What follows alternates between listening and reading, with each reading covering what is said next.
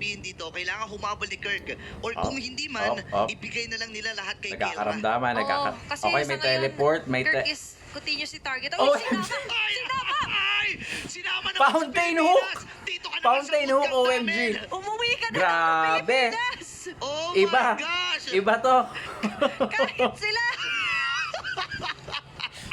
Sinama sa teleport eh! Men, bigay na lang nila lahat kay Kelra. Nagkakaramdaman, Kasi Okay, sa may ngayon, teleport, may Kirk is continuously target. Oh,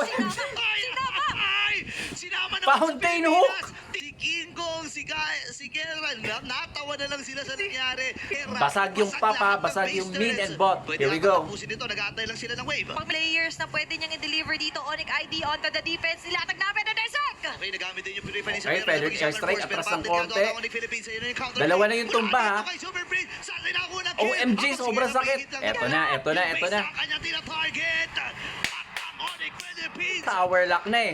ang makakakuha ng laban ay ito. At sila, PH pa rin! third place. PH pa rin! Onyx Philippines!